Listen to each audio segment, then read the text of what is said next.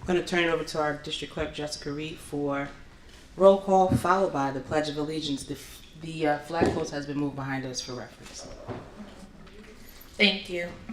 President Letitia Walker. Present. Vice President Shirley Baker. Here. Trustee Shamika Brown. Trustee Kathy Corbin. Here. Trustee Felice Holder. Here. Trustee Brenda Moore. Present. Trustee Gerard Morris. That completes the roll call.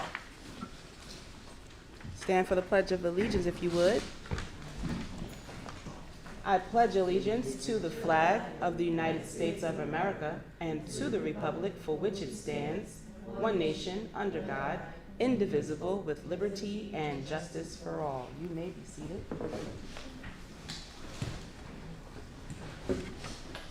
Motion to adopt tonight's agenda. Corbin, Holder. Are there any questions? None. All in favor? Any opposed or abstaining? The count is 5. Ladies and gentlemen, I want to welcome you to tonight's work session. It's a pleasure to see you. Hopefully we can do all of our work. There is construction blocked off outside, so be careful as you come and go. I would just add that we send out a blast so folks will know not to enter into the same entrance, but enter into the exit entrance, if that makes sense, so that everyone is safe.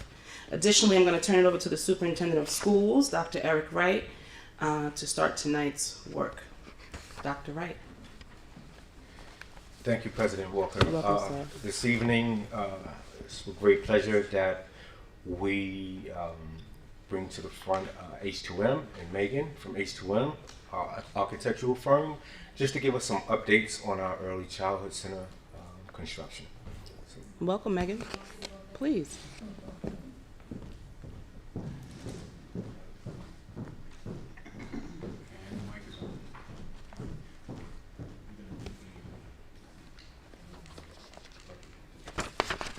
Good evening, everyone. Good evening.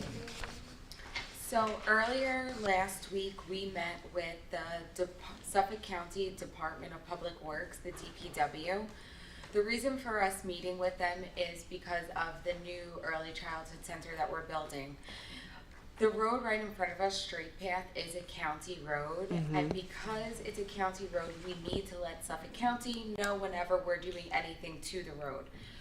Because most of our utilities are on the other side of the street or in the middle of the road, such as the water main and some electrical items, we have to dig and trench into the middle of the street and across the road to bring those utilities to us.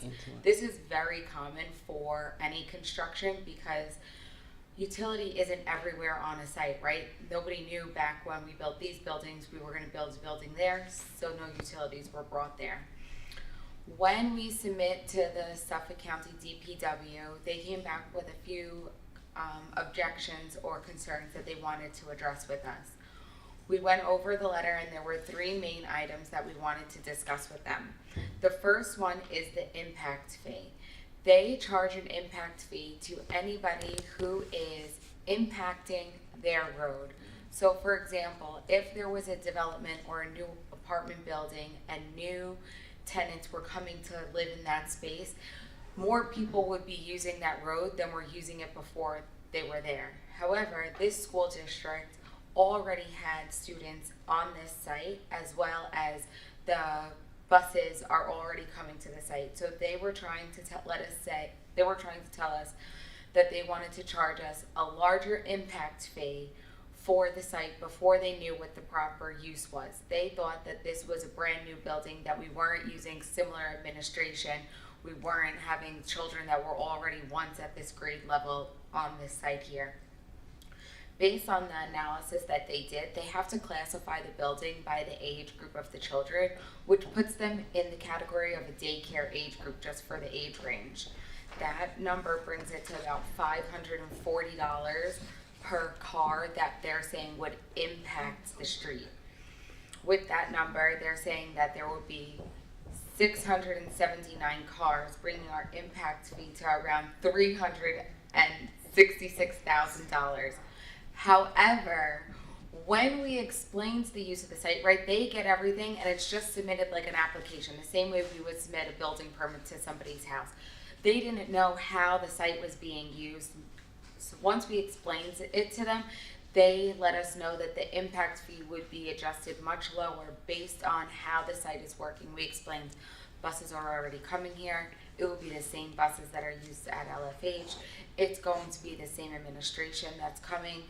These students were already here. They were just relocated temporarily because of program expansion, the classroom sizes and things of that nature. They understood all of that. When we do our resubmission to them, answering all of the objections, we're including this written description once again. It was already documented in a set of meeting minutes that was provided to Suffolk County DPW, and we're hoping to see an impact fee that's greatly reduced. We also did ask them at the time when they were evaluating the impact fee if there was an impact fee associated with Wyandanch Rising. There was not, because they are not on a county road.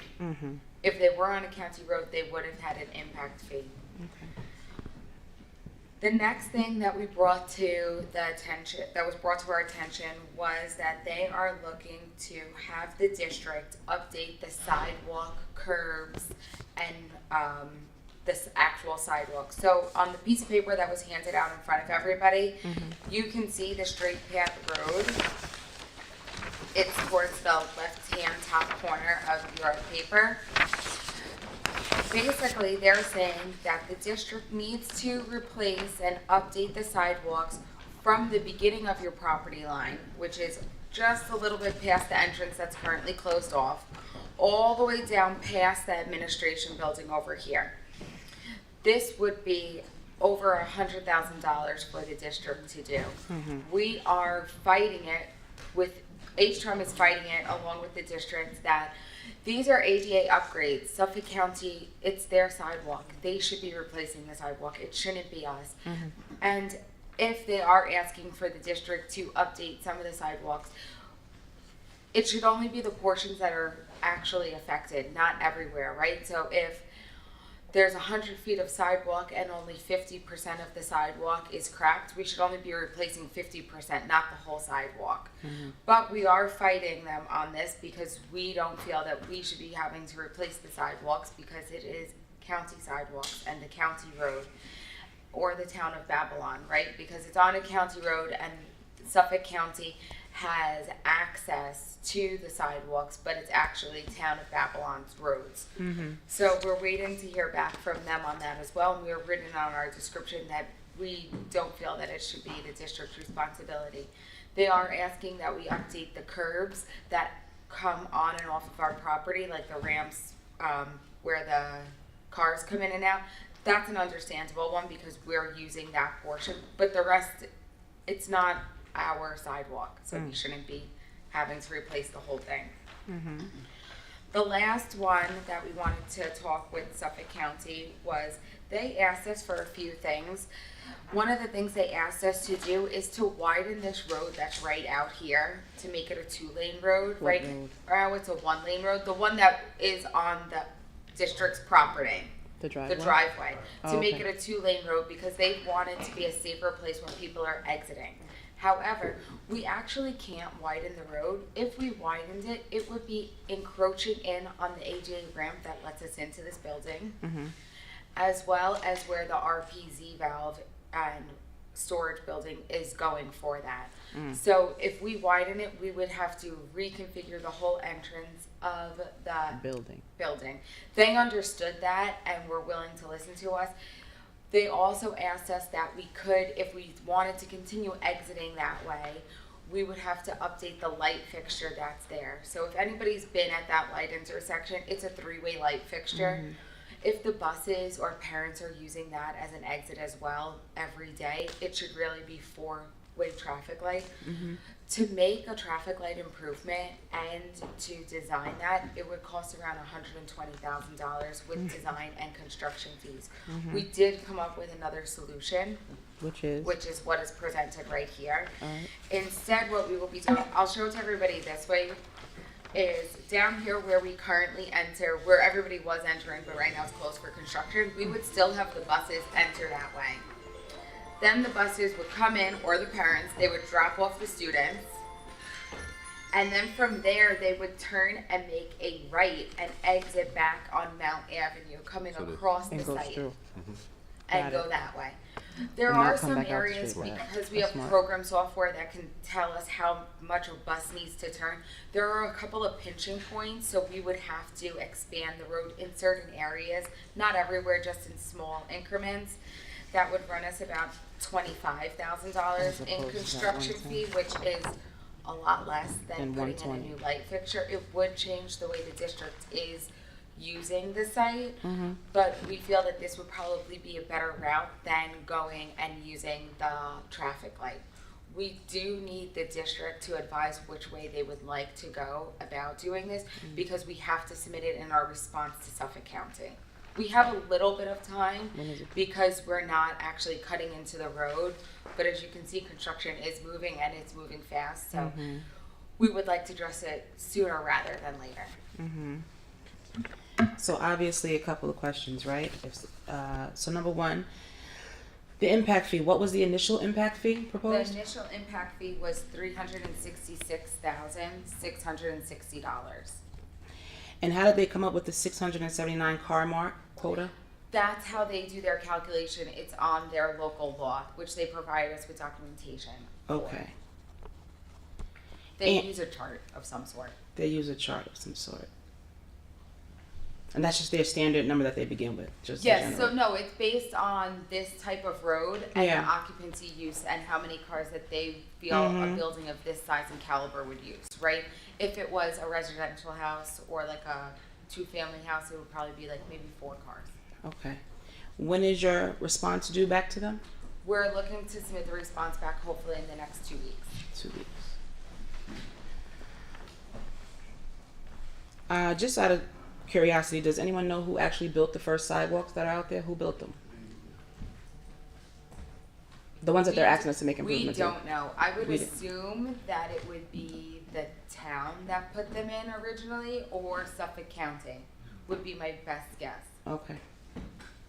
These sidewalks have been, continue to be, and will remain the property of the county. Okay. All right. That's it for now. Thank you. Of course. Have you been able to sit down maybe with Schaefer and them and see Yeah. what they can do for us? I mean, they always say they wanna do. When I asked them why, they said because there are no capital projects taking place. So It's not okay. That's right. Right. You want to share? No, not that part. Not that part. I'm in the process of You okay? You made it? speaking with Good. You're welcome. Rich Bird, Mm-hmm. county legislator, and I will be reaching out, and he will be helping me to put together a meeting with the local officials. So yes, to answer You your go question. right straight to 'em. I did. I spoke to him. Mm. We spoke already. Mm-hmm.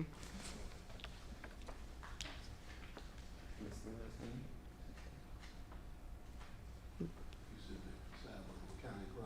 Mm-hmm.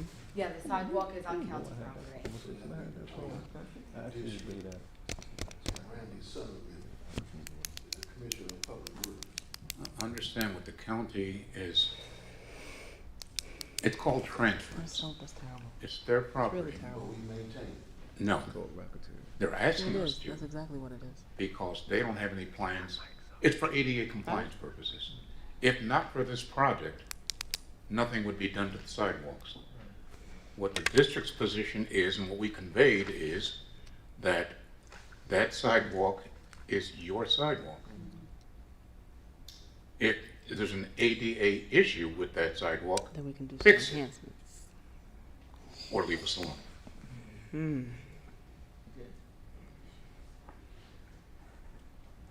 Are there any questions regarding moving the way we're flowing the bus traffic in No, a I think different that's a good idea, direction? actually. Is that okay with the district to go in that route, once you guys discuss it over? We'll I think the district probably needs to discuss it a little Yeah. bit, because we have, through that driveway, there are other schools that are connected Yeah, to it. So obviously there would need to be some planning around that piece. Mhm. But I think it would be smarter to go through that driveway than it would be to go back out to Straight Path, yes, I agree. considering how congested it becomes. And then just talk to me about the 4-way traffic light. Right now we have a 3-way traffic light. It's a 3-way traffic light. Right. And the problem is that other road, Not a line. It's not. I it don't think. is not, off. we're not directly like at a cross intersection. We're Right. at a Angle. angle, so it's making it really difficult. They'll actually have to delay it, and the light will have to go through 3 phases, right? Straight path, us, And then diagonal road. yeah, whatever that road We'll is. have to circulate through in that loop, so they'll have to Yeah, do so some it's smart to go engineering through on their end. the park. It's not like we can just tie in. That's why they were asking us to make the road wider, but then it would have to be reconfiguring the whole entrance of this building. Right. 2 years ago, that road was tested out to see if buses should go through there, and they did. Yes, so we do feel that a bus can get through. But It's for the just- entire school year, they went through there. Yes, so When we were a younger, they bus used to go can, through there. there were just some Yeah, we used areas it. that we feel that it's Yeah, a last year. little, like it's really cutting it close and we don't want the bus to drive on the something. grass Yeah. or do something of that nature. So there's just some areas where we want to widen it a little bit. One of the areas is basically right past the ramp in the admin, where the admin building is, widening it there a little bit, and then we just hit another pinching point right over by MLK. It's bubbled, at that 11-foot marker. 11 feet is really tight for a road for a bus. It's doable, it's just tight. Right. Please. Can I ask you a question? Can you describe again what your suggestion was outside of the four-way light, just so I can Yes. try and picture it again and understand it more clearly? So instead of doing the four-way light, we wouldn't use that as an exit. We would come in right over here where everybody normally enters the admin parking lot at the bottom of Straight Path. We would enter there. Here's where our new building would be. We would have the buses and parents drop the children off right in front of the school. We have gates that come down and stop the buses from going at certain times, right, until somebody lets them go by, because we don't want them to just drive without any road control.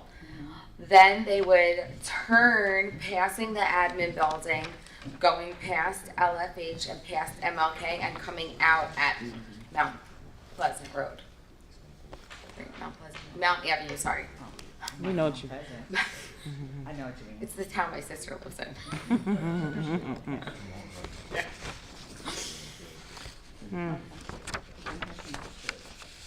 You can picture it.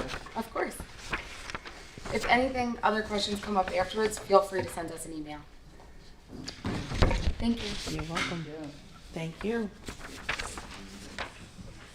And Dr. Wright, would you just reiterate for the district what your next steps are concerning the meeting with Suffolk County DPW and all the proposed changes and requests?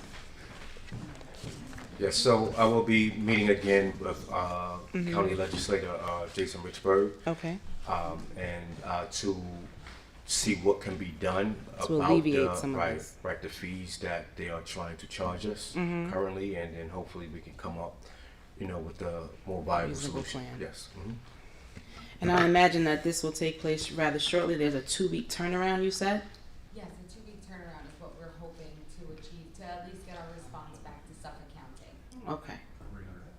So that next board meeting, we should have some information. Yes? Mhm. All right. Anything else that needs to be handled prior to executive session, Dr. Wright? No. Thank you, H2M. We'll be in touch. Thank you. All right. The Board of Education needs to do one thing before we enter an executive session, and that is recite our mission statement. And that is to inspire the passion for learning and educating all students to achieve their full potential. A motion, we enter into executive session for the purpose of discussing all resolutions that sit before us regarding personnel, any pertinent updates regarding the hire of particular persons. Is there a first? Baker Moore, Yes. questions? Yes. I think we should also add legal items, as that's on the executive session agenda as well. Sure, to include all legal items and pertinent updates from our legal counsel as deemed necessary, Including pending litigation. including pending litigation updates. Baker Moore on the first. Any other questions, concerns? Hearing none, all in favor? Any opposed or abstaining? The count now is 7-0-0 at 5:50 p.m. We stand in executive session. Thank you. You're welcome. So we should ask. The gentleman? Oh, yes.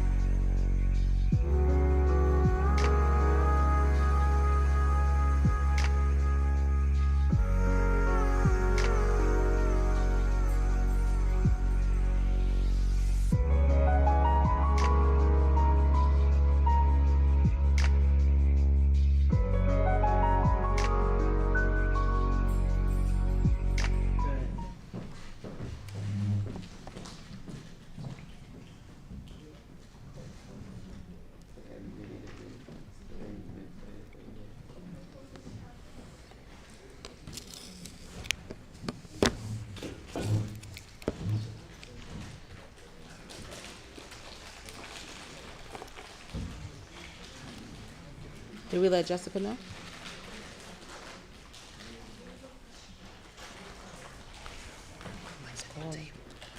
You like it? Pretty cool, huh? Not bad. Let's get Jessica.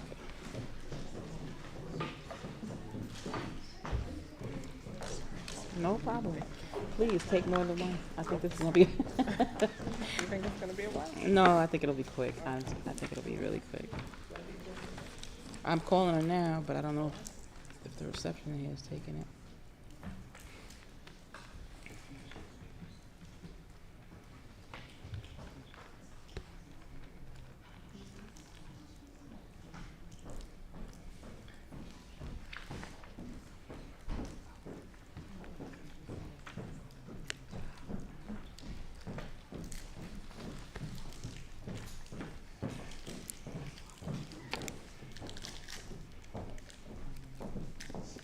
So we made a fuss last time that we came in that these were empty. I said, Jessica, you need to fill them up. And everyone should have one. Do you all have one? No? You are welcome to it.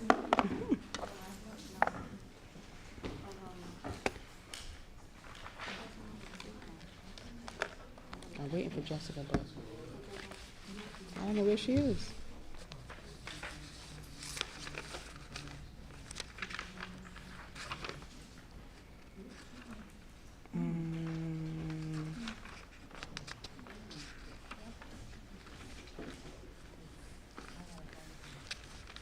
Did we tell Jessica? No.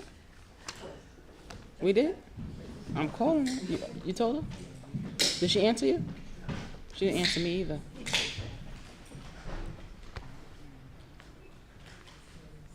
What she said? She forgot her work phone. Yeah. No problem.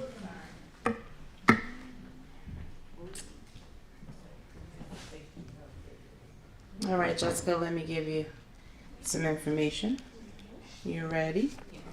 So that was Corbin Morris coming out of executive session, 7:00 at 7:11 p.m.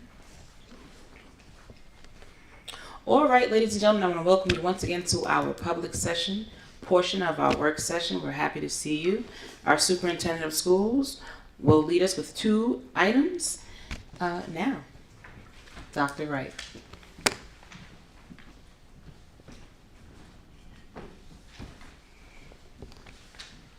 Jessica, here and next week. Okay. Good evening, members of the board. Good evening. Good evening. To all our families who are watching us live. I just want to take a moment to first thank our high school for a phenomenal homecoming week and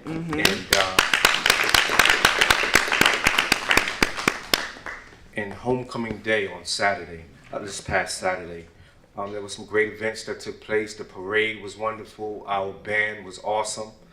And the game, although we didn't win, they showed great sportsmanship. So thank you to our coaches. Thank you to our athletic director. Thank you to our senior advisor. It was a great day. And we look for more of these types of days here in Wyandanch because, we're becoming one. One Wyandanch as we strive to be. Next, I just want to remind everyone that the Newsday Band Festival takes place next week. Our awesome Wyandanch band will be performing on Tuesday, October 21st. Doors open at 6 p.m. Showtime is 7 p.m. I can't tell you what time our scholars will go on, but it will be an evening not to miss. If you were out this past weekend, you had the opportunity to see our band perform at halftime. So please come out on the 21st to cheer our band on. I'm sure they can use our spirit and our energy. Thank you. Have a great night, and I look forward to seeing you soon. Thank you, Dr. Wright. Jessica, is there anything else before the board tonight? No, just the resolution. Dr. Wright, were you going to do the presentation? The board presentation? Absolutely. Oh, okay. I sure am. Okay. So Dr. Wright will retake the podium for the sports presentation. Use my team's help. I can use my team's help.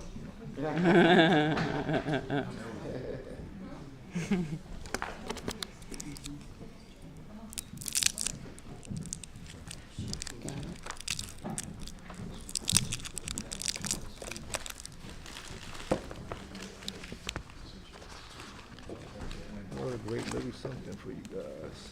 Okay. Where did I put it? Right there. There it is. There it is.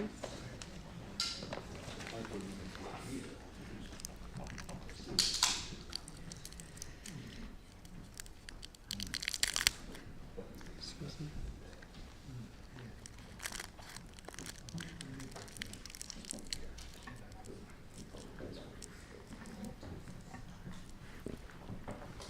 Dear members of the board, on behalf of the Wyandanch School District, Union Free School District, Central Office team, faculty, staff, and scholars, I want to thank you for your service. I'm sure you heard this phrase before, serving on the board is a thankless job. And just know this, it really is. You spend hours at board meetings, committee meetings, New York State School Board Association meetings, and also speaking with the community. But it's important that you know that your commitment to our district does not go unnoticed. We are grateful for the time you invest in our school community and the role you play in the educational lives of the students of Wyandanch. We look forward to working together to achieve the goals you set forth for the district. On behalf of the Wyandanch School District community, we wish you a happy Board Appreciation Week. Thank you.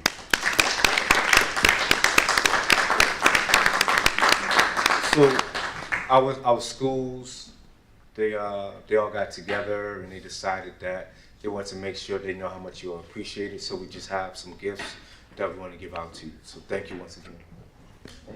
Thank you, Wyandanch School District family. We appreciate it very, very much. Thank you. Thank you, Dr. House. Thank you so much. Thank you. This is awesome. Where's yours, right? I'll share mine. You wanna? Oh. So thoughtful. Very thoughtful. We're gonna need this.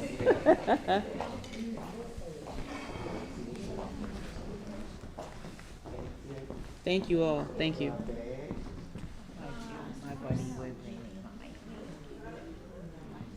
Thank you.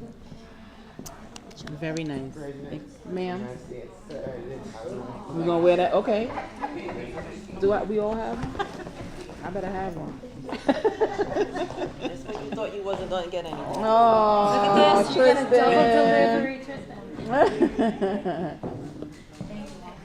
Thank you all once again. That is awesome. Thank you. That's Jeff. That's pretty cool, right? Anything else? That's it? No hearing and receiving? This is a. Y'all gonna take your picture. You're supposed to take a picture with your gift. Oh, well, that's up to you. Right. Right. Okay, so where do you want us to stand, Tristan? This is Board Appreciation Week, so I appreciate it. We can take a picture with our trustees. Okay. You know, because these are the type opportunities that we need to make sure that we celebrate. Okay. We need to be on. You want us to bring all of it? Yes. Bring it on. Or choose between Okay, y'all I'll bring want. the Y'all want the bag. bag or y'all want the? It's up to you I'll guys. bring the bag. There you go. Bag is okay? And she'll bring her hat. Well, I can't put it. Come on, y'all. And I guess I'll bring this. Where do you want it? Right over there. There you go.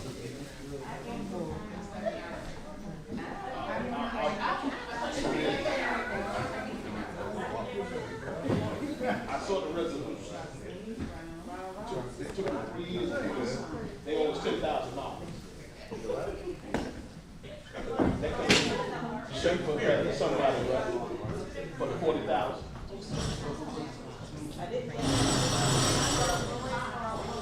Because he told us years ago that they owed us 50,000, so they owe us 10.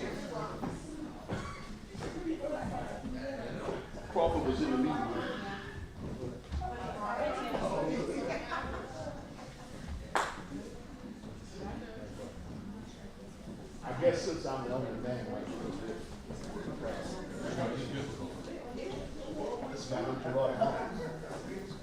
did that for a reason.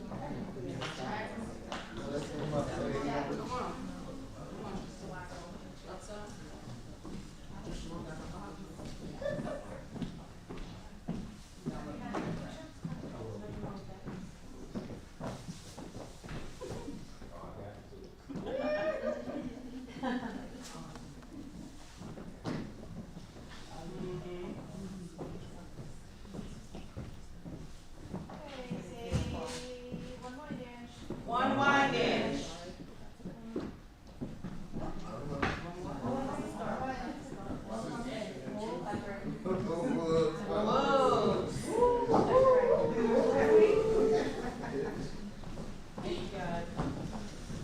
Thank you all.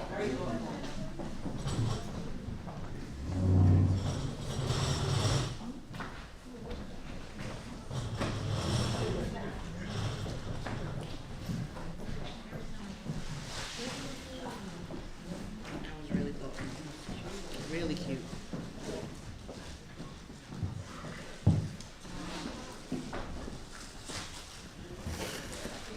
That goes there. I'll put this on this side. All right, back to the hands of the superintendent regarding tonight's resolutions. For presentation of the resolutions.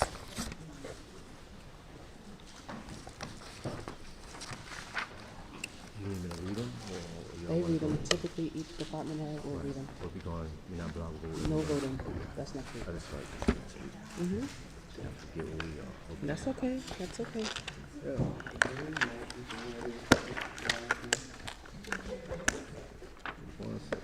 You got it. Administration.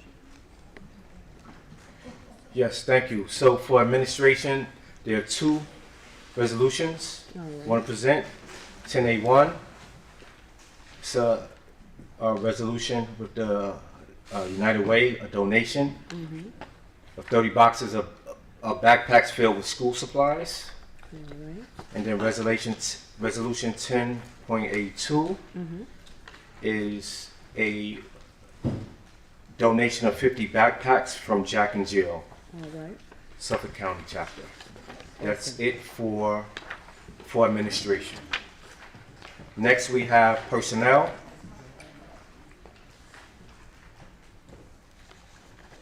Oh, I haven't done this in a while.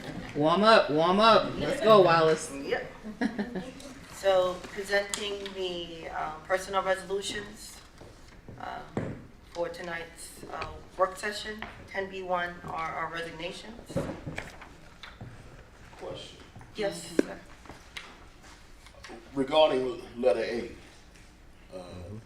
the resignation is effective September 2nd. So, this may be more of an executive session question. I'll ask, you Yes. tell me. Welcome to persons.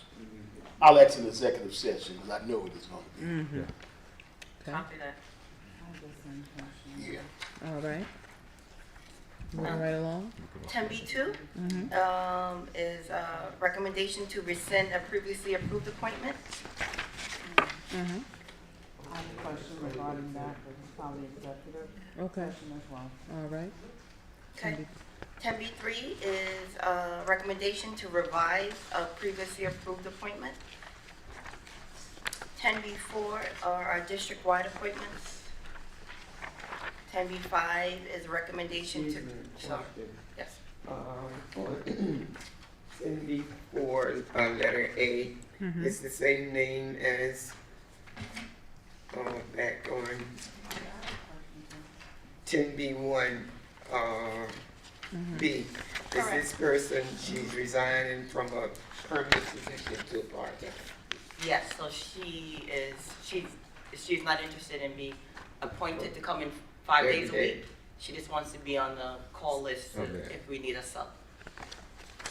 And this is a statement, we only have background information, support documentation, only for resolutions 9 to 18. 9 to 18, Yes, we don't have any. there was an upload error?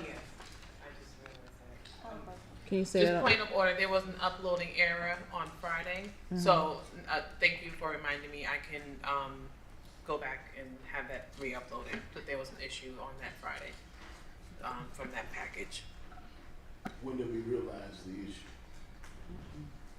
It was on Friday, I thought it was resolved, but it was missed since we were out on Monday, and yesterday was the first day back, so Yeah. it was just something that was missed, but we do have it, so I can just re-upload it again and send it through. Gotcha. I have a question. This is for, I think this is for HR. What is the qualifications to be a teacher's aide? So a teacher aide qualification is clean prints, background, application check, and high school diploma, GED. You know, you go through the interview process. The hiring manager should describe what the daily tasks of teacher aide entails, but it's not a certification involved in that. And the teacher's assistant position, is it the same? What are the qualifications for a teacher's assistant? So teaching assistant is a little bit more involved, a lot more involved actually. It is a certified position by the state, New York State Ed.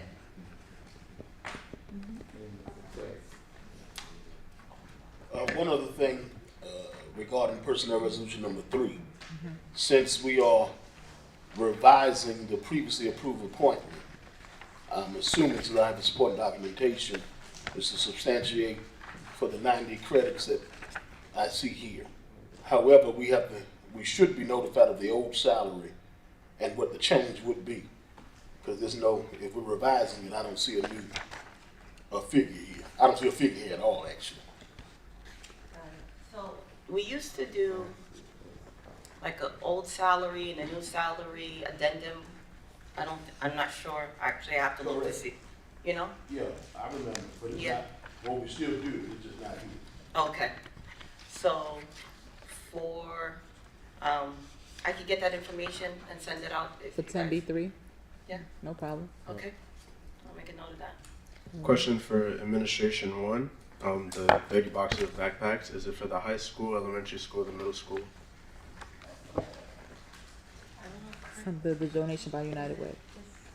From the donation from, yes, United Way. Is it for the high school, middle school, or the elementary school? Administration. So the United Way donation will be divided amongst the 4 schools in the district.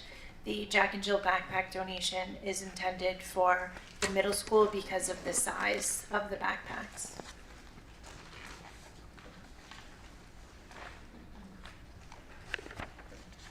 $10B5, Mrs. Wallace.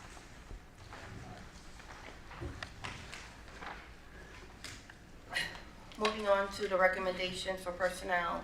10B5 is a recommendation to approve the following employee to attend the conference as indicated. 10B6 is a recommendation for student field placements and internships throughout the district. 10B7 is a recommendation for district-wide advisor appointments. 10B8 is another is a district-wide translator appointment, foreign language. 10B9 is a recommendation for 25-26 P-TECH appointments. 10B10 is a recommendation for the school-wide planning committee for LFH appointments. 10B11 are some 25-26 sports appointments. Yes, ma'am. Okay, Can we use our Material microphones, ladies? coach. Thank you so much. Sorry. That's okay.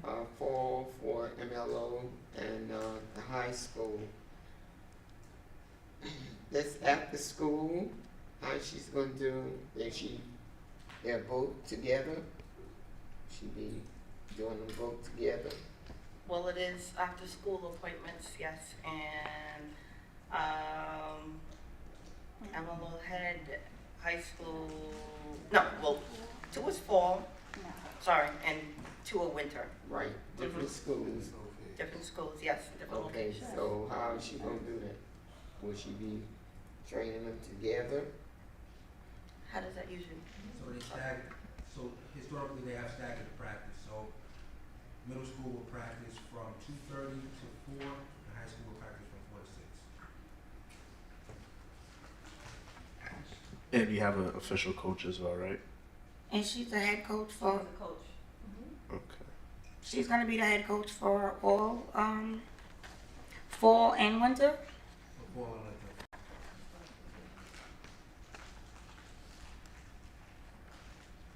Question, does she have an assistant? Is there anyone else? She's the only one that can do this. We put it out, to the public. She was the only one that applied. Does she have an assistant? Actually, an advisory position. Historical. So they don't just, just cheer team, but it's just starts. They have Sandy on the floor, and it's kind of, it's technically an advisory position, not a coach. So, I mean, okay, this is someone new to the district, is there someone that we know? Quick question: is this because of the fact that you lost a coach, and so you had to? Letter B used to coach. We know it's a new person, So but yes, I mean, you know. the coach rescinded her position mid-September, middle of the season, so we were forced to go out the box and look for a coach. This individual actually knew the coach, comes highly recommended, knows the girls. And like I said, he has a rapport with the girls and Did this coach we currently have do any practices prior to the past coach? no, in terms of here. I don't have a problem with going out. I mean, I was just wondering, you know, experience-wise or knowledge-wise, how much, you know. Question, is this the normal stipend? Yes. So we're looking at almost $7,000 for cheerleading for just one person. March What is it, September or what? to March. Where was the cheerleaders at? Doing homecoming? We didn't have a coach. We didn't, you say they were there, they're saying we didn't have a coach there. We did not have a coach appointed by that time. Okay. So just to refresh, just review what was stated. There was a coach originally. The coach decided that she was not going to move forward during the season. So that happened a couple of weeks ago. So they were stuck without a coach, and that's why they didn't perform at homecoming because of that. Anything more regarding 10B11? I just say, Dr. Wright, you do have the right to appoint somebody 30 days, absent board resolution. Now, they're gonna get paid, that's up to the board, but you do have that right. So that, with the calendar and how board meetings fall and whatnot, you don't have to wait when the kids miss out. But you do have the right to appoint someone for 30 days and bring it to the board. Can I add something as well? With this young lady, her fingerprints didn't clear until maybe late last week. That was the issue. So I couldn't Ask him until ask Right. the board to do anything until that occurred. We actually were trying to get it on prior, but we didn't have the fingerprints, so that's why we had to pull it. Quick question, if I may, Ms. Walls. Has it been somebody that was already appointed to coach any of these? And has that appointment been rescinded so the payroll's got off for them? Yes, that's correct. Oh, so there was a resolution, I guess, last month? Yes. Okay. To rescind that one then. Right. Yes. That's what I said, yeah. 10B12. Moving on to personnel, 10B12. Recommendation to grant permanent status to the following employee. 10B13 is a recommendation for lead teacher appointments at LFH. 10B14, recommendation to appoint the webmaster at MLO. 10B15 is a recommendation to appoint new teacher mentors throughout the district. 10B16 is a recommendation for school-wide planning committee members at MLO. 10B, Question regarding yes. this. School-wide planning committee consists of, I see there's different people in different positions, but what exactly will they be doing? Since this building does not have to set plans. Am I correct? Oh, yes, sorry. Good evening, Trustee Morris. You are correct, the buildings do not have to do set plans, but under Title I, they are required to write a school-wide plan. So these staff members worked during the period of time after school and during the summer to assist their building administration in creating and putting the structures in place to implement their school-wide plan. And thus, they are eligible to be paid under the SIG-A grant.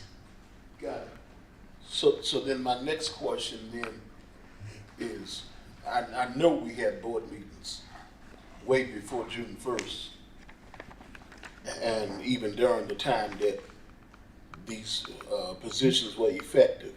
Why they just now coming to the board August 15th, when we're essentially backdating an appointment for work that I can't even, we haven't seen a plan.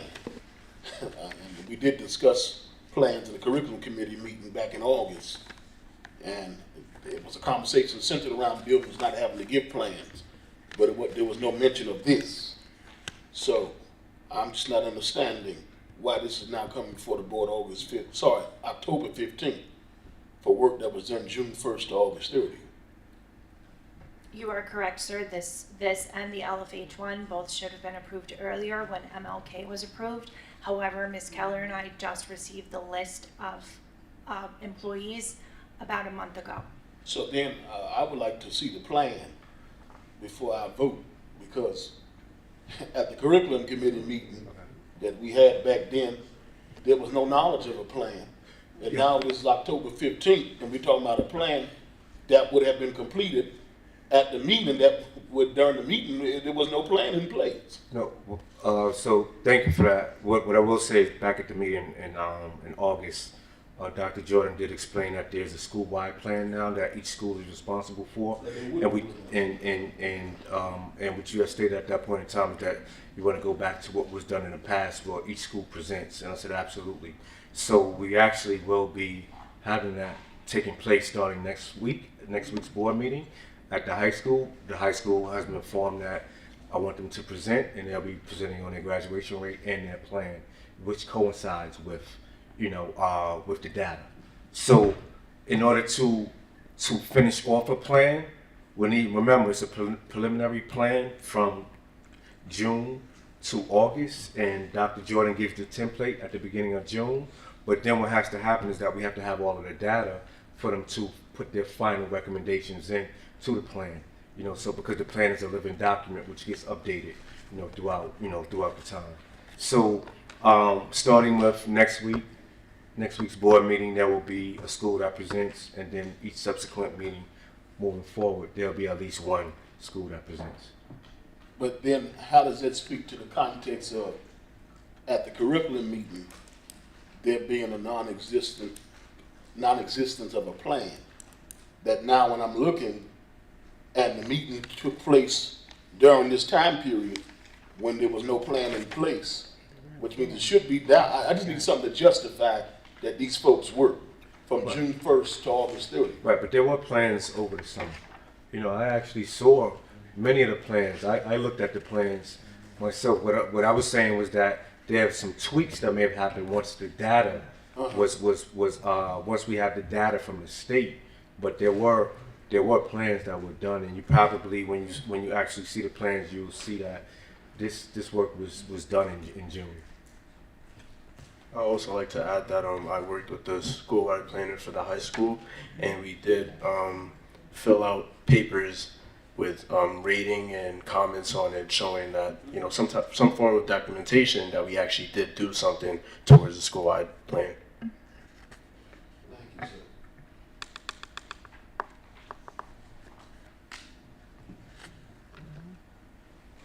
Any other questions about that? Okay, moving on to 10. B17, sorry. It's a recommendation for retirement. 10B18 is the recommendation for the DOL, Department of Labor Coordinator. For this school year. Date here says October 23rd, 25 through June 30th, 2025. Oh, thank you, correction. You're welcome. It should be October 23, 2025 through June 30th, 2026. Thank you. You're welcome.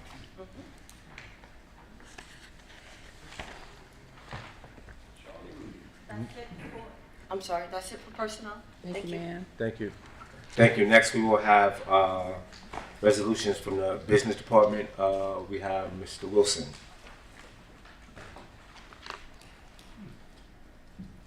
Business is offering 2 resolutions. Business 10C1 is a budget transfer. If there are no questions on that. Business 2 is the annual and customary and required passage of the tax levy that was voter approved back in May for the school district purposes, and of course the separate the library levy was approved as well.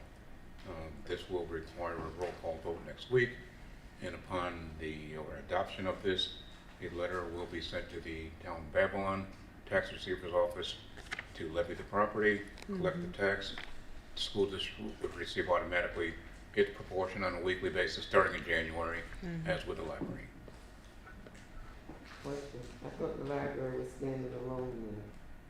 We still heard that. Well, the levy submission has to be, it's done by the school district. Right.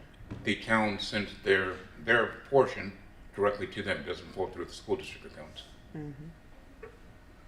A question, since we're talking about taxes and the town.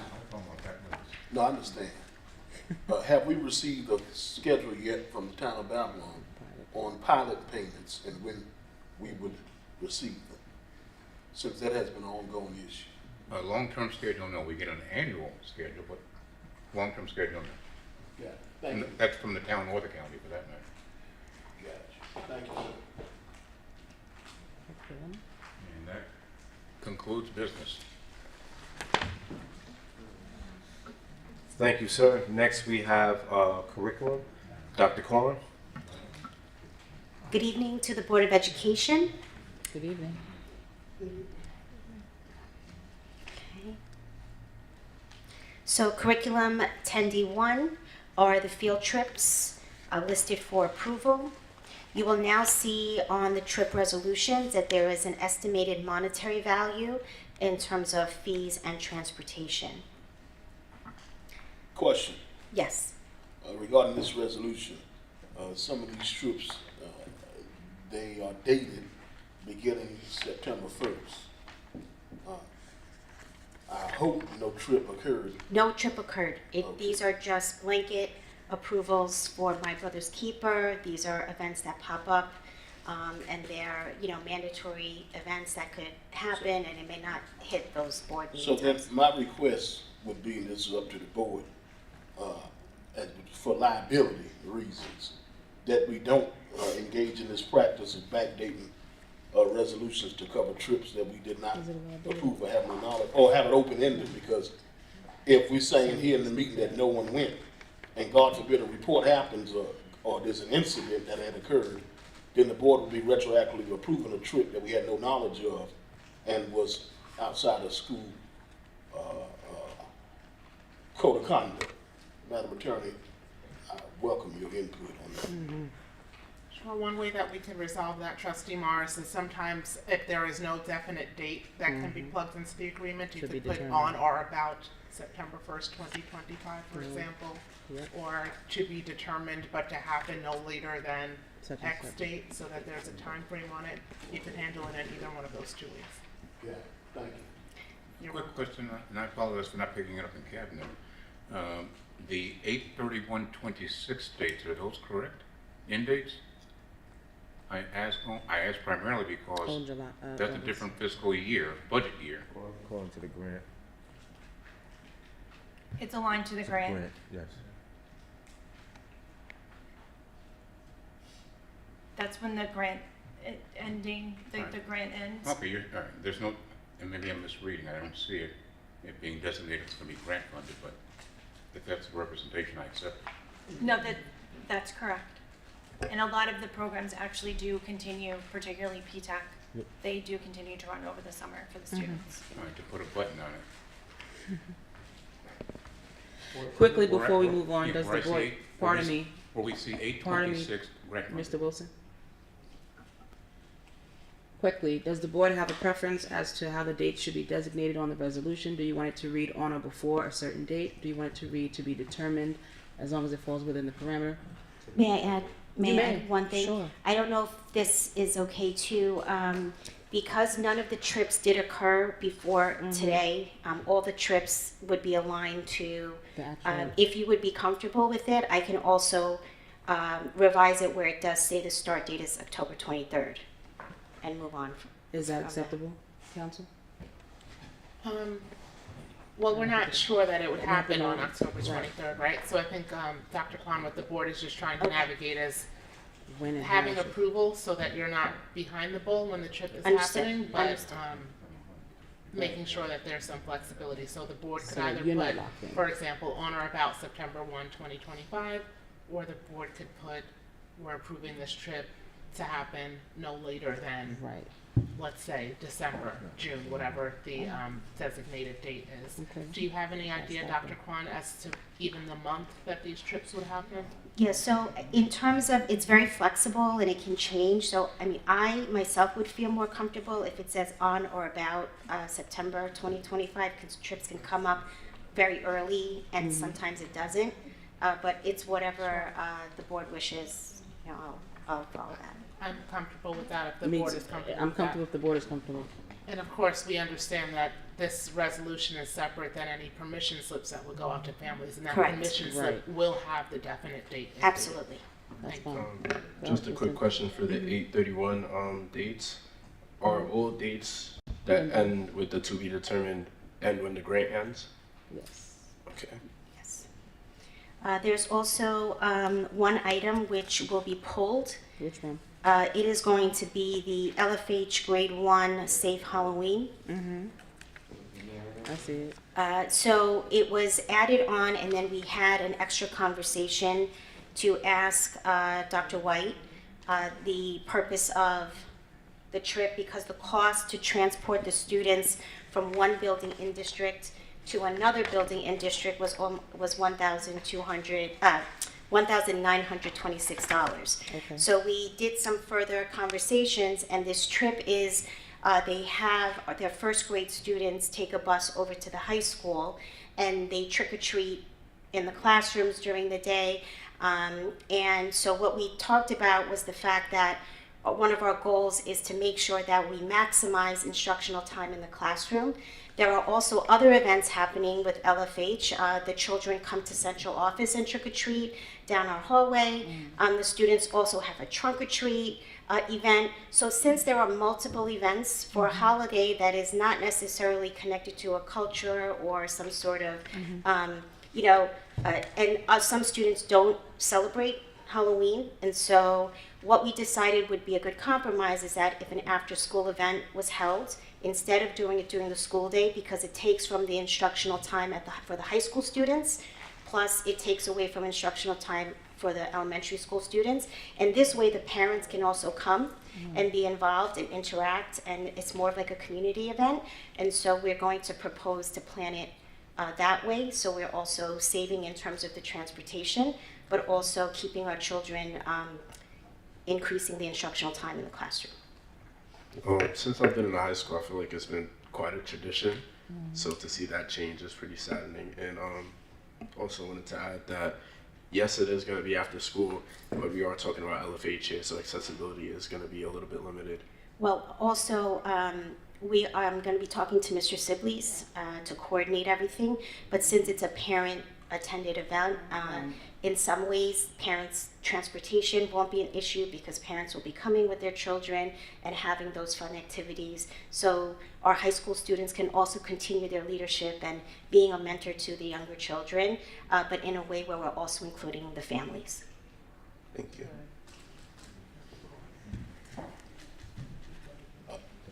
Okay. Curriculum 2, 10D2. There's one part that we need to approve tonight, or consider tonight, and that is the band.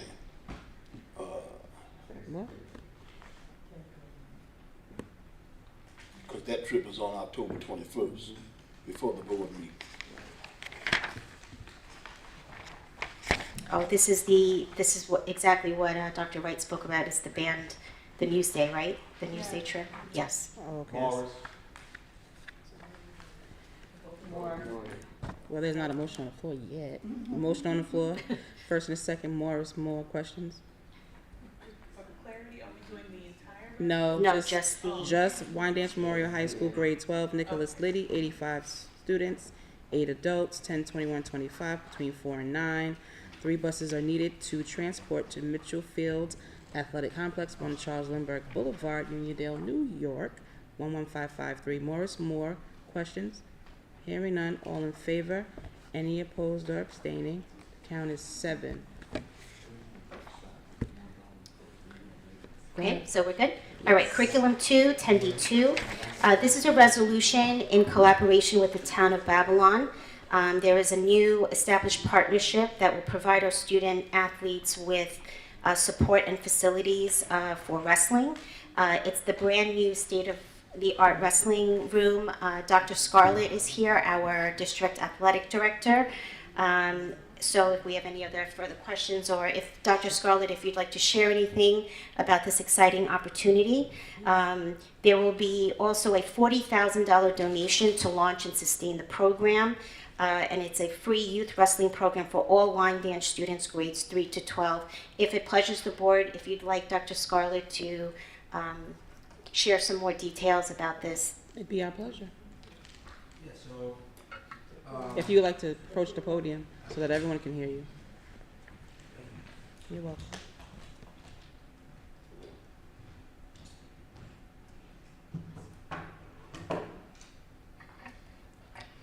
Good evening, everyone. Good evening. So delighted to, offer this collaboration or partner with the Town of Babylon and hopefully supporting our student athletes through wrestling in this community of Wyandanch. It's offered to K to 12. It's located at 40 Station Drive, which is located right near the train tracks. The town has offered to buy all of our students who are participating in this program, which is completely free, wrestling shoes, wrestling warm-ups and singlets.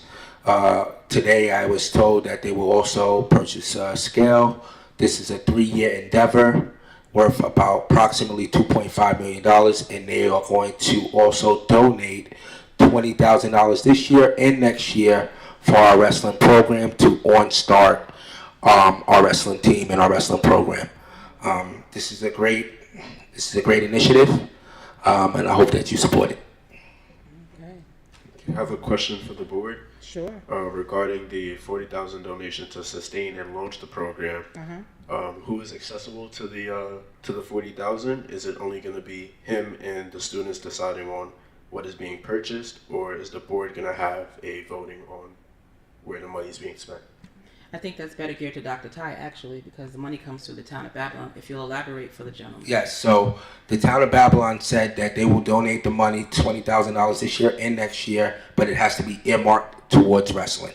So the check will come in, we will deposit it or grant it to our business office. It will be earmarked hopefully in a code that is going to be pulled directly for wrestling when needed. Do you know, Dr. Ty, if that particular program is open specifically for Wyandanch kids, girls and boys? Is it gender specific? And are other, members of other communities going to participate in this program? So the program is open to all.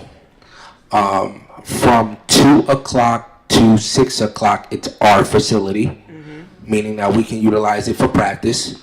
From 7 o'clock to 9 o'clock, it's open to all that's in the town of Babylon, including our students. Okay. Excellent. I guess the former wrestler is going to speak. Question regarding our high school and middle school team. They will be practicing there, but where will due meets occur? So currently, most of our due meets are scheduled away, but our due meets will occur at home. Got it. Now, here I'll ask. When it says $40,000 to be earmarked to sustain the program, in order to sustain the program, it can't be a one-shot deal. So is this $40,000 seed or $40,000 over, that will be repetitive over a certain amount of years? It's $40,000 over 2 years. So $20,000 this year and $20,000 next year. Okay. And they believe that that's going to sustain the program.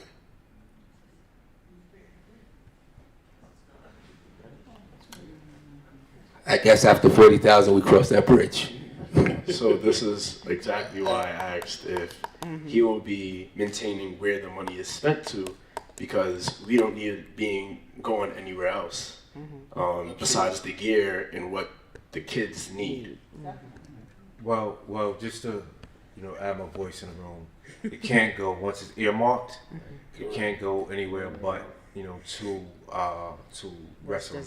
Right, yes, and so I think it's a great opportunity to really build our program. We want to build, our program so that we get more students, more of our scholars, acclimated to, the sport. What a great way to do so. It's free. It starts with our scholars as, early as kindergarten, and that's where we need to get them acclimated to the sport, so that they have longevity in the sport, and so, So within you said years, kindergarten. yes. K through 12. K through Okay, 12. so the resolution have to change then, because it says grades 3 to 12. Dr. Scarlett, just to confirm, it's K through 12 and not 3 to 12? It's K to 12. It's open to all, but yes, I caught that. Sorry. No problem. I will revise that to K through 12. And one last question. Transportation. It says fully funded supervised transportation to and from practice. Okay, so I understand then that buses will be, as long as the parent signs their child up, that means a bus will be coming from our elementary, middle, and high school, taking them to 40 Station Road, and where will they then drop them off at? So the transportation is going to be provided for our team, middle school and high school. So the town is offered to pay for transportation for our student athletes who are attending middle school and high school for Wyandanch to attend practice to and from. After 6 o'clock, it's the community's responsibility to get their kids to and from practice. So then, when practice is over, the bus will take them back to the high school or to home? High school. Got it. The parents might as well drop them off at the station. They have to go to the high school. It don't make sense. The same distance. Well, you have to think about it like this. Anytime that, if you think about if our kids were going to a game, they would be dropped back at the school. And so it's similar, right? They're having practice, at a facility, and then they're being taken to transported to the facility, and then they're being transported back to their home school, and then from there, the families will pick them up. Do you know if this is going to maintain throughout the entire lasting of the wrestling program? So when you get the $20,000 again next year, are you still going to have transportation from the high school to where you guys will be practicing? This is supposed to be a 3-year endeavor, so hopefully yes. Also, one important factor in terms of bringing the children back together to the high school or to the middle school is that team mentality, right? So even as a parent, many of us might have children who are athletes and they're all the way out in, Shoreham Reading River, and I'm just dying to pull my kid and just bring, her home. But the idea is for the team to be together and to have that united, right, bonding time also. So it could be easier for parents to go just grab their kid after practice, but it's the idea of bringing the team together and bringing them back, right, in that moment. Thank you, Dr. Ty. She has a Mr. question. Legal has the question I have. Counselor. First, I think this is a wonderful opportunity for the district, so I am very happy about it. Of course, I just want to make sure it's done in a way that's safe and legal. Whenever we're talking about a program, an athletic program involving kids from K through 12, that's a very different model. So I want to, number one, I have a question about insurance. It's not happening on district property. 40 Station Road is not owned by the district as far as I know, which means any accident or any injury that would occur would not necessarily be covered by the district's insurance. So is there a written agreement? Is there some type of understanding as to who will cover that liability if a student is injured? And I'm sure it will be accidental, but we know that happens in sports. Kids get hurt. If something happens at 40 Station Road, how would that be covered? I'll just kind of run through my questions and then we could talk about it. Physicals for the students. Before we allow the students to play sports, we typically make sure they pass some type of physical either through the school nurse or their own physician. Do we have a mechanism to make sure that takes place so that only healthy kids are able to participate in this in a way that doesn't harm them? The staff, there's clearly going to be adults teaching them, training them. Are they background checked? Are they receiving payment? If so, who's making sure they're background checked and who's paying them? And again, the K through 12 is something I want us to talk about because having kindergartners and 12th graders on the same bus or in the same place at the same time is usually something we want to think twice about. Even middle school, if we're talking about middle school, that could be 6th graders with 12th graders potentially, right? So I'll try my best to answer the questions. So Mr. Morris was right, Trustee Morris was right. This is from 2:30 to 4 o'clock. The middle school will be utilizing the facility, supervised by a coach that is board appointed. From 4 o'clock to 6 o'clock, the high school will be utilizing the facility by a board appointed coach. All student athletes that are inside of that room during that time will be student athletes that have, of course, been going through the rigmarole in terms of physical, parents' permission, the same thing that they would have to do for every sport. From 7 o'clock to 9 o'clock, it's a youth program, completely out of our hands. So the parents are bringing their kids. That's kindergarten through 6th grade. Completely out of our hands. I'm sorry, sir. So they're bringing their kids from 7 o'clock on to the 40 Station Road address? Correct. Apart from the district? Yes. And they understand that it is not affiliated with the district? That's correct. Okay.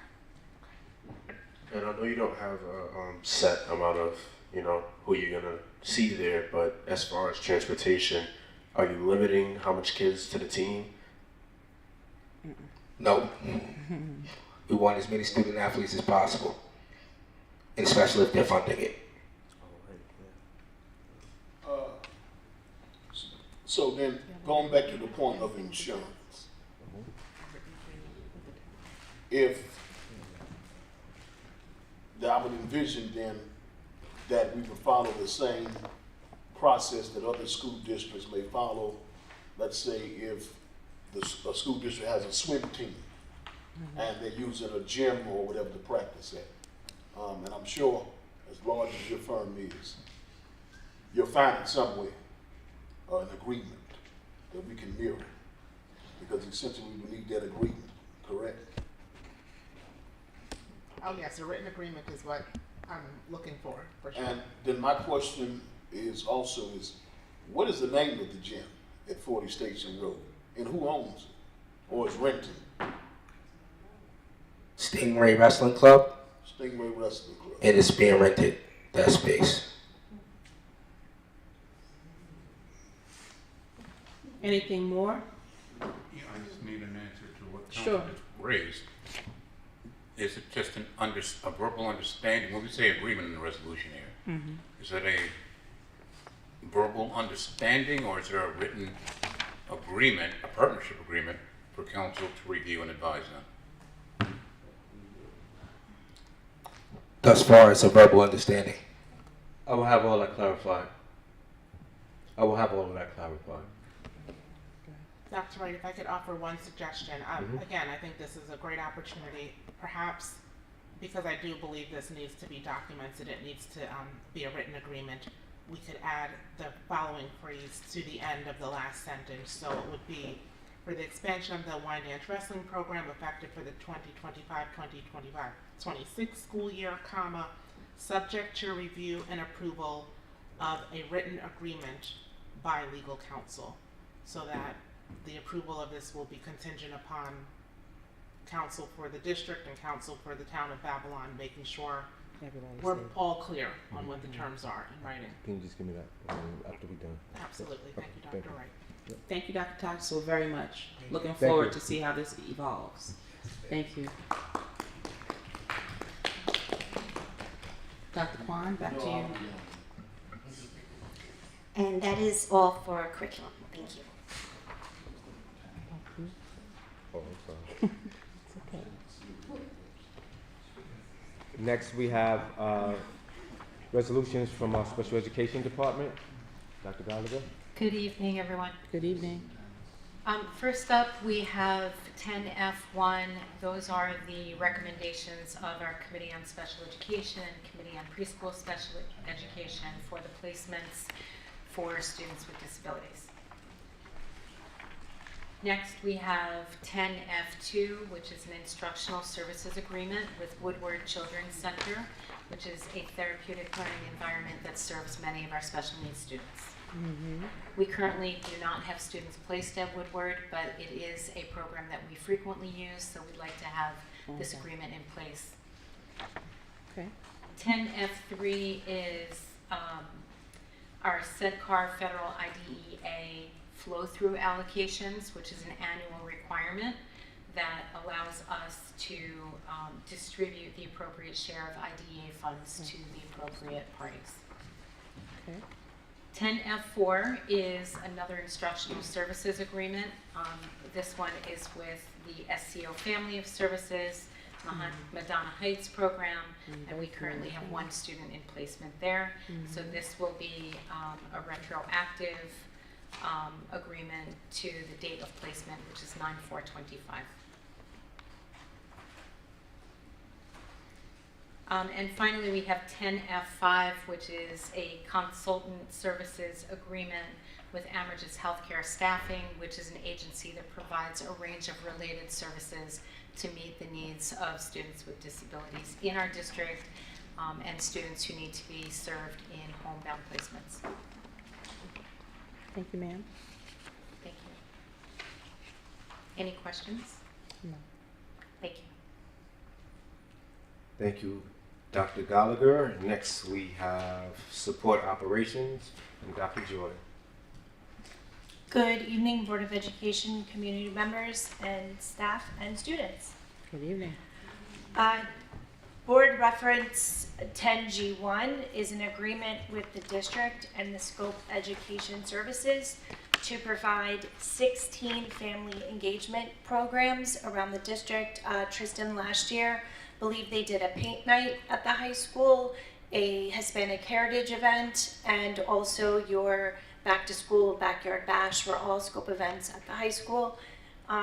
It is not to exceed $64,000. Question. One, how come we're not using Title I money with the 1% that is allocated for parent engagement? We utilized the Title I parent engagement dollars this year to fund the school-based and district-wide webmasters. Got it. Secondly, Dr. Wright's still there. We have community service workers in the district, community service aide, that's the title. And I had made mention of this back when we hired them regarding what their duties are. Why are they not doing family engagement? And why are we hiring or paying Scope to handle something that they should be doing as they are community service aides and as well within their title under civil service? So it's separate and aside. When we engage with Scope for these events, they provide food, they provide supplies and materials. For the paint night event, they were able to engage with actually a local deli that's owned by a local family here in the district. They ordered the food for them, they provided the catering, they do the registration, they really do the soup to nuts. And all of the activities are aligned in some way, shape, or form to curriculum. Whether it's paint night, we have the art teachers there, and I believe we also had some of the English teachers there who did a reflection in oral speaking. So Scope handles that. The community service aides, we have heard you, and through the My Brother's Keeper Challenge grant, we are looking to expand that, and in the next, I would say, month or so, we just submitted that grant for approval in our program. Within the next month or so, Dr. Wright will be providing further guidance on how we're leveraging the community service aides to increase the family engagement, not only in the schools, but across the district. For this specific piece, it's a way to do a big event with minimal time for us in planning, because Scope does everything. The registration, the hiring, the contract, the purchasing. It's just they show up with their bag of tricks and unload it. They hire our staff members to work, so it's a chance for our staff members to engage with families in a different way than they normally do, and it takes a lot of the pressure off. So they're separate and aside, these events and that community outreach. Got it. Now you want to say something? No, Oh. she said it all. We have these conversations and Then what I will documents. say, because then I'm gonna bring up something that I had mentioned over the last 3 years, is that the district should look at, and I saw this when I was in Roosevelt, having one teaching assistant per building be there for family and community engagement. It worked. They were able to ensure that students had services outside of the district that you all have worked on with respect to laundry and all of that stuff, but also they led the charge with family engagement nights. And the reason why I say that is because for 14, we're paying $64,000 for 14 nights. That may be minimum, but we can do more because that is an item that the board has said as a whole that we want to see increase. And historically speaking, they may have been poorly attended.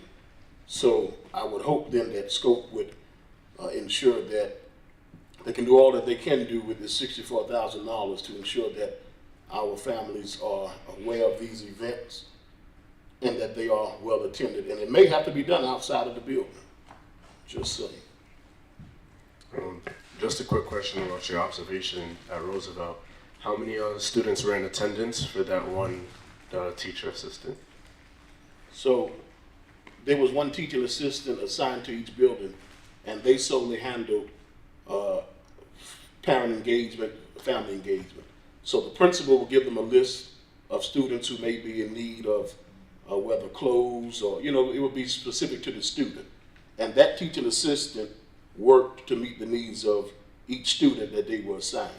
So it could have been, one building could have been 50, one building could have been 100. It all depended upon the needs of the building.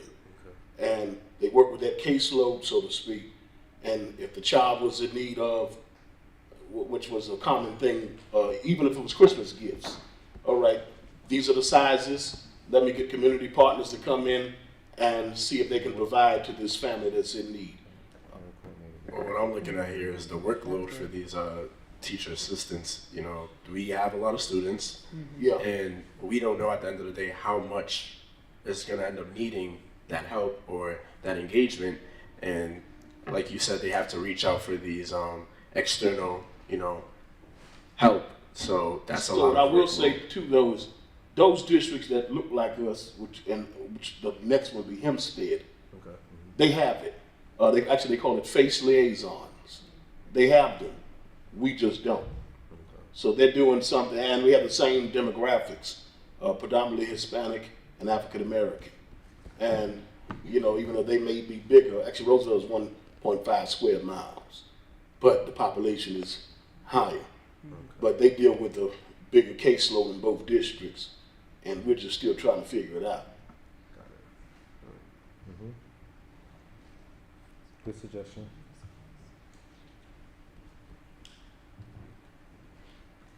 Support Operations Board Docs Rec 10G2 is an agreement with the district and One World United Virtuous Program. This is aligned to the Title IV, Safe and Healthy Schools, Building Community Relationships. One World supports our One World Global Clubs, and as well, they will be leading the charge, Ms. Lloyd, in building the foundation for the Seal of Civic Readiness for our middle school students this year. So this work is aligned to both of those things. It is funded entirely through Title IV. Support Operation Board Docs 10G3 is an agreement with the district and Savas Learning Company aligned to Title II's teacher effectiveness and principal growth.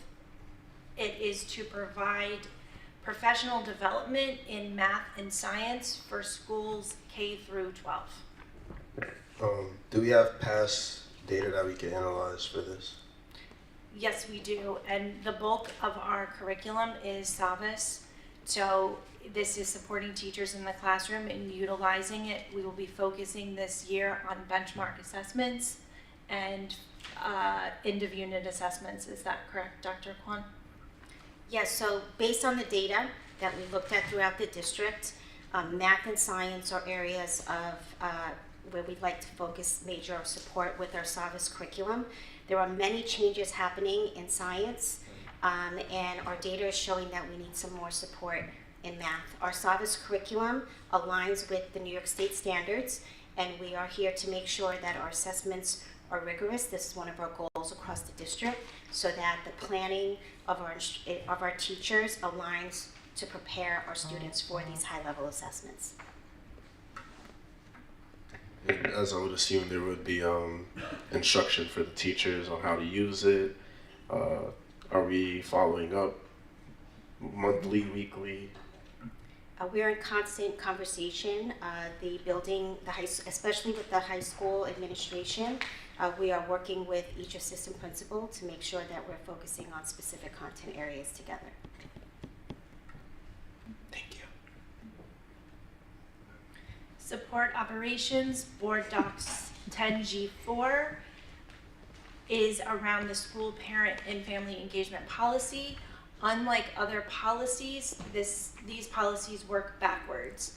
They are not written by the board, they are written by students, parents, staff members, and presented to the board for adoption. It is a requirement of Title I that each school revises their parent engagement policy every 3 to 4 years.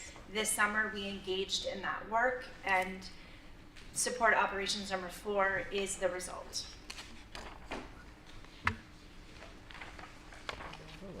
That concludes support operations. Thank you, ma'am. Moving now to Board of Education. 11A1 in your board docs reference is all about meeting minutes for the combined session and the special session. Board of Education 11A2 in board docs is about the internal claims audit report for the period of September 1 to September 30, 2025. Board of Education 11A3 is your budget status report for September.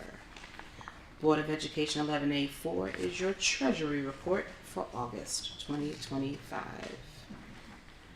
Board of Education 11A5 is a settlement agreement. Board of Education 11A6 is a settlement agreement. Question. When will the board be provided with those two agreements? Counselor? It looks like if you look at the confidential information item connected, it tells you who and what. Oh, it's in the printed packet. Yes, it is. But I'm sure that if there's additional questions or information, Counselor can brief you. I would be able to answer questions in executive session Correct. because we wouldn't reveal the In public, employees' in public names session. in public session. Well, no, my question is on the location of The documentation. of this. Mm-hmm. At this time, yes, Tristan, go ahead, please. This is somewhat unrelated, but when it comes to fundraisers in the school, led by students and I believe one teacher or advisor, why do we have a say in how that money is spent? Why don't you have a say? Why do we? Why do you have a say? Correct. Why does the board have a say in how the money that was raised by the students is spent? Interesting question. Board doesn't say anything. We really usually don't, but You do. I don't. But let's hear it. Let's see if we can get some clarity. Mr. Student Trustee, could you I don't believe. give me an example, if you can, of the question you're asking? The fund, he's asking about the fund. Why is it the Board of Education has any Say so. say-so over money in how funded the funds are And spent? how the money is spent after the money has been raised by students. by students? It's based on Commissioners Regulations 100, Part 172. Starts with the Board of Education establishing procedures, protocols, and governing type things as it relates to student activities. You know, and in those Commissioner Regulations, basically, it describes, it provides us with guidance as to what's permissible, what's impermissible. And while it is up to the students through the advisors and up forward through the principal to first opine and determine what it is you desire to do with the money. Right. That's where it begins. That's not where it ends. So yeah, that's what I'm asking here. So why it's being, signed off and looked at by the advisor, it's also being forwarded to the principal. The principal is signing off on it, and then has to come all the way here. It doesn't come to the Board of Education, because again, the Board of Education has established procedures and protocols. Thank you. Does that satisfy you, or do you want to have a deeper understanding of how ECAP works? Okay, so that's a different conversation, I think. Yeah, we'll talk about it. Yeah. There's a meeting being held at the high school next Wednesday, I believe, at 2:30 to go over all of this. If he's not in class, maybe he can sit in and listen. No, it's after school. Oh, okay. Tristan, did you hear what he said? There's going to be, if you'll repeat that for him. Yeah, there's a meeting being held on this 22nd, next Wednesday, actually. I believe it's at 2:30 at the high school, with all the advisors, the principals, and et cetera, to go over the regulations and other things. From where I sit and stand, you're more than welcome to attend. I think he should, so he can gain an I understanding think how he the should as fund- well. Yeah, I think he should. question, going back to numbers 5 and 6. Uh-huh. So what we have in the packet are the names of the persons that the settlement is with.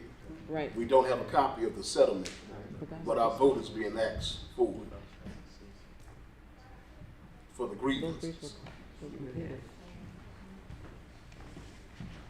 But I don't know what the settlement is if I don't see it in writing. Ms. Wallace, do you have her? So, I know what it's about, Uh-huh. of course, but I sent that stuff over to the district clerk. I thought that stuff was uploaded to board docs, no? We have the agreements, and we sent them over to legal. So there was just some miscommunication, which is why this is on here now. But ultimately, I thought that they were already supplied to you guys at a previous meeting. But hearing what you're saying that you haven't received it, I can put it into the file. Do all board members need that? Do all board members need 5 and 6? So that they're familiar, your vote is being asked for next week. Well, what we would need is a copy of the settlement. Clear on that. I'm just in order asking to vote who on it. needs it. It would be good to see. Okay. All right, Jessica. So I don't particularly need it. I'm familiar, but send it to everyone else. Anything else regarding Board of Education for tonight? Well, when will we receive it? Because I heard that it was sent. I just heard that it was sent and then it When will you was then send it, referred to Jess? the attorneys. But it's on a resolution. So when will you send it, Jessica? I will send it tomorrow morning. I have Tomorrow morning? I have the electronic copies. So, like I said, this was something that you guys, I believe you discussed over the summer, and it's been settled. But ultimately, it's now on resolution so that it can be finalized. So I do have it. I just, like I said, I thought that you had already received it through previous discussions in executive session. But I will send them over tomorrow, the copies that I have that I've received electronically. Good. All right. So 5 and 6 will be received in the morning. Anything else regarding Board of Education? Hearing nothing, that completes Board of Education for tonight. Anything else further that requires discussion with this packet? Council, we clear? Yes, there was Yes. a resolution, I believe personnel resolution number either 3 or 4 that we had asked to discuss quickly in the executive session. Okay, we can do that. But outside of that, is there anything else we need to discuss publicly? Hearing and seeing nothing, that takes care of all the resolutions. There is a motion now to go into executive session to discuss personnel item 3 and or 4. I'm sorry, Personnel item number 1A. 1A. Yeah, and then I think I also heard.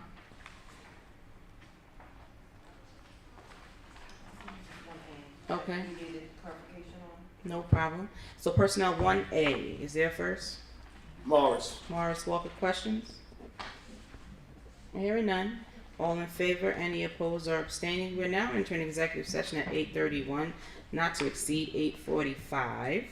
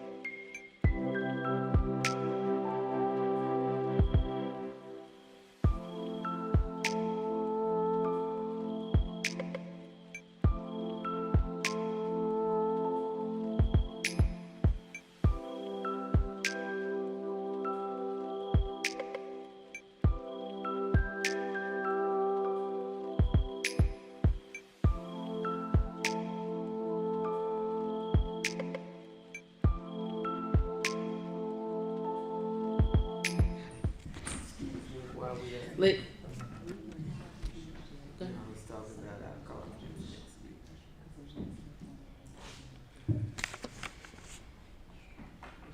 What are we actually supposed to be leaving?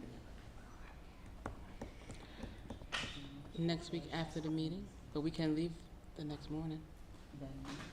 The conference starts. 23rd, 24. We come back 25. At 8 a.m.